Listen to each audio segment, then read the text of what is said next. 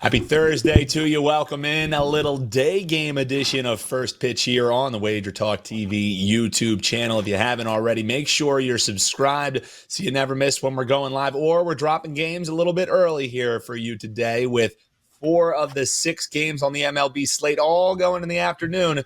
We had to get you that actionable info right at the top. And we got 2 big game breakdowns, 2 best bets coming from 2 of the best in the biz. That's right, Adam Trigger and Steve Merril joining me here today on the show. And Steve, since we got these early games, I say we get right into it. You're actually looking at an evening game tonight. The first win, it was easy for the O's. The second win on holiday day came in heroic comeback fashion. Is it that easy, Steve? Or are we just setting it and forgetting it with the Orioles here? Are they getting the sweep done against the Sox, or are you looking to bet this different way? Yeah, so we got 7 games here. Like you said, 5 daytime, 2 nighttime. So Adam and I are going to mix it up a bit. Adam's going to have some daytime. I decided I'll do the 2 nighttime games here. So we got a nice shelf life, whether you're joining us live here or later in the afternoon. This is the late game tonight at 7 o'clock Eastern start of the American League. And yes, the Orioles are looking to go for the 4-game sweep and come from behind win last night on Wednesday to get them in a situation to go for the sweep here. And they're off to a nice 7-4 start now. Obviously, one of the best teams over the last couple of seasons after being the worst team in the league for several years. And their bullpen has been getting it done, to say the least. So far this season, a 1.8 ERA, 0.91 whip. This bullpen's only given up 7 earned runs in 35 innings. They've only given up 21 hits in those 35 innings. So it is a shutdown bullpen, but the Boston bullpen's been pretty good as well, a 3.2 ERA and a 1.24 whip. So 2 solid bullpens. And I do think the under could have a little bit of value for that reason. Now, we did see some 9s at the opener. It's down to 8.5 across the board. So it's off that key number of 9 now. But I do agree with that sharp money move down early to the under here. And as far as the pitching matchup, Baltimore sending Rodriguez, a youngster, to the mound who really can throw hard. He throws in the mid to high 90s. And when his control is there, he can be pretty difficult to hit when the breaking ball is breaking to that off-speed option. Whitlock, meanwhile, going for the Red Sox, has a 1.50 ERA and 11 appearances in his career against the Orioles, but only one of them was a start, and that was back in 2022. So I don't read too much into those numbers. But once again, both starting pitchers have been decent so far this season. In fact, Whitlock has given up just 1 earned run in 9.5 innings of work. And meanwhile, Rodriguez in his 2 starts has given up just 3 earned runs in 12.5 innings and only 10 hits. So both pitchers in good current form. And by the way, he has 16 strikeouts and only 3 walks. So the control has not been an issue so far this season. So 2 pitchers that are in good current form and 2 excellent bullpens. And it's getaway day, don't forget. This is the 4th, as you mentioned, a 4-game series here. And both teams have to look ahead to games tomorrow. Boston remains home against the Angels. Meanwhile, the Orioles will travel to Milwaukee for an interleague game. These Thursday games, especially even the nighttime games where they have to travel for the next day, we sometimes see a little sluggishness on the offensive side. Orioles have 9 hits or less in 3 of their last 4 games. Red Sox have 9 hits or less in 4 of their last 5. I think we get a decent pitching out in here. 8.5 under is the way I would look in this Baltimore-Boston game on Thursday night. As Steve said, last game of the night. Hop below in the comments and let us know how you're looking to bet it. But our man Steve Merril, 2 R's, 1 L, he's looking to bet it under the total there, Baltimore and Boston. Trig, let's swing to an earlier game. This is one that we are tracking some weather in, kind of like yesterday's game, potentially some bands of rain rolling through. So, I would keep checking back closer to start time. But let's talk the Reds and Brewers. Hot Brew Crew, man. They're looking for a series win today following that big 7-2 win yesterday. Is it going to be that easy? Is it just going to be, hey, runs coming across in crazy fashion, Yelich staying hot? Or you think maybe the dog's barking here a little bit? What are you eyeing for your big game breakdown? Yeah, so I'll touch on the side in total, but I'll probably spend more time on the side just because that rain could make the total, at least the full game total, a no action if they don't get the whole thing in, or if they even play at all. But I do think they'll attempt to play, and they'll probably be able to squeeze this game in. I don't think it's going to be that I think it's being priced as if it's that easy for the Brewers. Back-to-back losses for the Reds since winning on Monday. I was fortunately on the Reds on Monday for a 5% play and thought I would try to find another spot to play them in this series. Ultimately couldn't for a client play, but this would be the other spot I'd kind of eye for them to, kind of get out with a series split. I still think the odds are a little bit skewed for the historical success the Brewers have had recent historical success in this matchup. So, Dan, you go back to last year, the Brewers were 10-3 in this series. They've actually won 14 of 17 in Cincinnati. Things that you're probably going to see make the rounds on Twitter when people are breaking down this game or talking about this game today.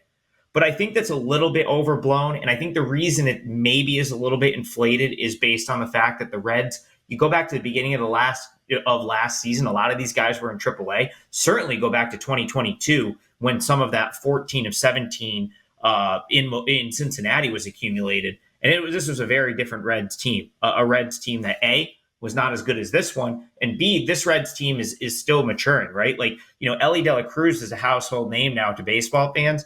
He was in Louisville to start the year last year. So, this is a Reds team that got better as the year went on last year and will still continue to improve, which is why I think maybe the historical, recent history data doesn't maybe do this matchup justice. Nick Martinez gets the ball for the Reds. Yeah, I think he's better than he showed at his first two starts. He might not be more than an average big leaguer at this point, but I think there's something to be said for the fact that he went to Japan, completely remade himself as a pitcher.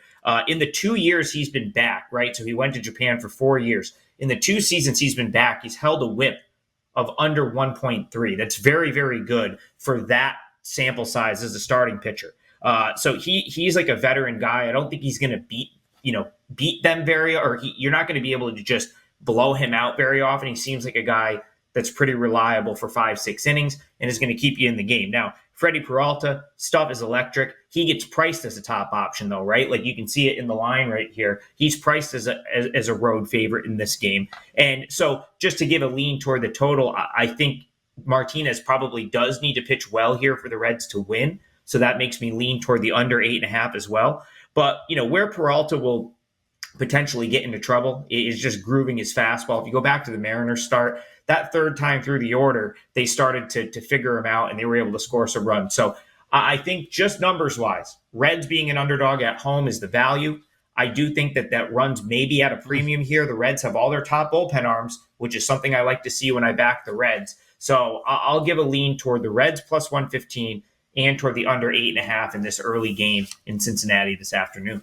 Eyeing the dog and breaking down the total as well. That's Adam Trigger, guys. You can check these guys both out over at WagerTalk.com. We have a terrific deal rocking right now. You can save over $150 on over a month of plays. And when you do that, you'll get 7 days for free. So that's 37 days of best bets from your favorite capper, all access, every sport, under $7 a day. You can't beat that. You can check it out at their pages, Locked and Loaded, or head to wt.buzz/deals to see what other savings we have rocking over there. Gentlemen, let's get these folks some best bets. And Steve, you read the assignment. Whether we're live or whether we're recording here early in the day, we have to get a Phillies mention. And I'm actually intrigued by this breakdown. You're looking towards the total in the Battle of PA today with one of the best teams in baseball. That's right, the Pirates visiting and opposing the Phillies. How are you looking to break this one down, Steve? Yeah, I know it pains you, Dan, to say that the best team in Pennsylvania is not even the Phillies in this matchup, which is something. This is another reason why you moved far west. You were ahead of your time. You got out of Philly just in time. But I don't know. The season's young here, and wanted to talk about this game for a few reasons. First of all, I want to remind everybody we're talking baseball, but this is a great time to be playing NBA. The regular season is winding up, and we have the NBA playoffs right around the corner starting next week. NBA playoffs, I think, have been the most consistent moneymaker for me for the last 25 years as a professional handicapper. Last year alone, I was 29-17 in the NBA postseason. That was just part of a 103-63 NBA year. And now this year, number one in the NBA, number one all time on NBA sides at WagerTalk. So check it out right now on a daily basis. But the best deal is the rest of the season for just $188. That includes all of the playoffs and the finals, every NBA play for the next 2 months for just $188. Check that out, along with my daily baseball best bets and free plays. Steve Merril, WagerTalk.com. All right, let's look at a free play in your Phillies versus not your Pirates. And I'm going to look at the total. But first, hey, look, Pittsburgh's off to a great start. We all get that, right? Could they be for real? Keep in mind, a few years ago, they won 61 games. They followed it up with 62 wins. And then last year, 76 wins. This is a team that started 20-8 last season, though. They went on an 11-1 run to go to 20-8, and then they lost 11 of their next 12. So this is exactly where they were last year with this fast start, and then they kind of tapped the brakes and played their losing ways.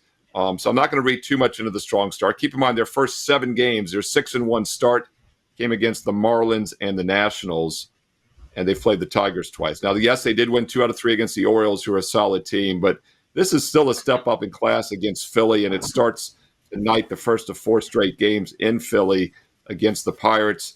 And I think the over is actually worth a look here for a couple reasons. We're going to look at over the total. First of all, it's sitting on that key number of 9. It is now juiced. It's open 9 even. It's now up to 9 over minus 120, minus 115, minus 120. So the sharp money early is coming on the over, but we're still getting that key number of 9.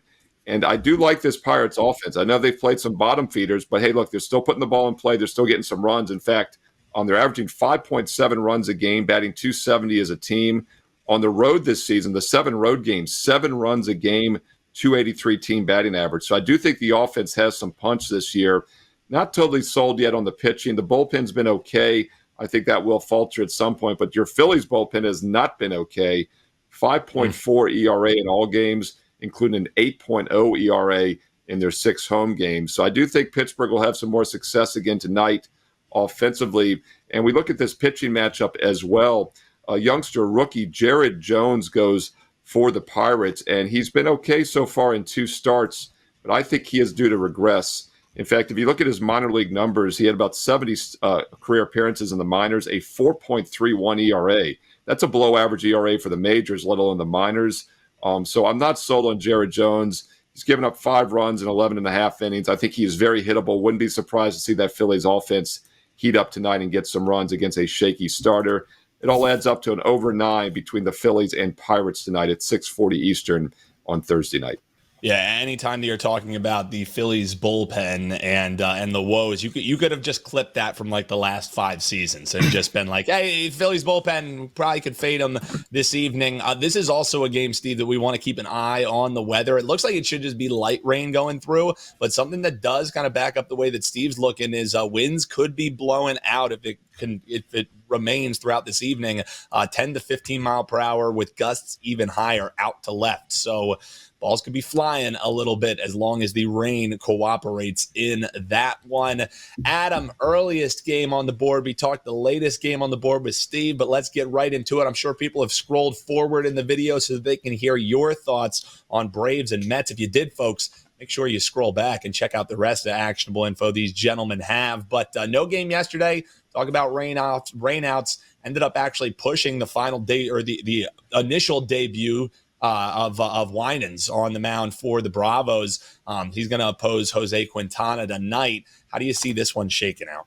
Yeah, so this is an early game. First one off the board this afternoon. I actually think you're kind of getting a discount on the Braves here because of Winans. So I'm seeing like minus 165. Maybe I think I saw a couple minus 160s at some books. And I just think, to back the Braves, right? Like you typically have to look for discounted spots because they're going to be priced as the best team. They're one of the best teams. They come into play with one of the best offenses in baseball, across the board. So you're going to need to look for spots where you can find a 20, 30 cent discount at times because they're always going to be overpriced. And I think you're getting one here. Like I think if it was someone other than Winans, who's, a AAA guy for the most part, you're probably laying like minus 190 to bet the Braves against the Mets in this spot. So I'm okay with the Braves at minus 165 because I think that's a good number. And from what I've seen of Alan Winans at Gwinnett in AAA, like he's a pretty consistent guy.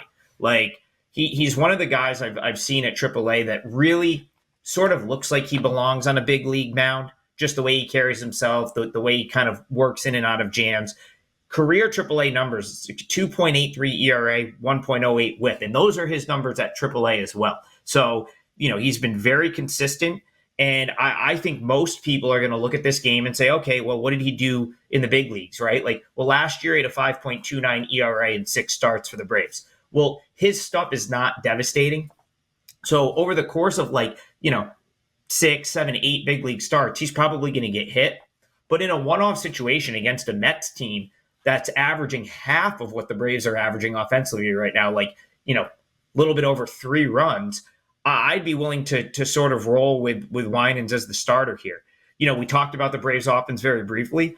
They lead the majors in batting average, 306 team batting average. They also lead the league in runs per game, almost 7 runs per game. On base percentage, slugging percentage. The Braves lead baseball in all of that. So, I'm more willing to bet on the Braves offense just doing enough here to give Winans a little bit of a lead. Of course, the game got rained out yesterday, so all the bullpen arms should be available. So that to me stacks up nicely in favor of the Braves. Quintana's not bad. Like he's a good pro, but he hasn't been good against the Braves. 6.12 ERA. The last 5 times he's faced the Braves, all losses. And the Braves offense right now is so locked in that I just don't see how he makes it a couple of times through this order without giving up something. So minus 165 is like a little bit on the pricey side. Probably, the reason I didn't make this a client bet, I really didn't want to, lay minus 165, minus 170 for anything significant. But, if you're looking at something, there's only 6 games today. It's hard for me to find a better spot than the Atlanta Braves. So my best bet for the show, Braves minus 165. I do expect them to beat the Mets in Atlanta this afternoon. He's Adam Trigger laying it with the Braves. The best bet for our man Trig. Steve is looking at the over in the Pirates and the Phillies game going later this evening. Big thanks to Steve. Big thanks to Adam. Check him out over at WagerTalk.com and get that big savings. 37 days of plays for under $7 a day. You can't beat that. And if you want some more betting content, you don't have to go far. Actually, you don't have to go anywhere. You can click the video on your screen right this moment. Continue getting all that info you need to bet all the sports you love right here at WagerTalk TV. Best of luck, everyone.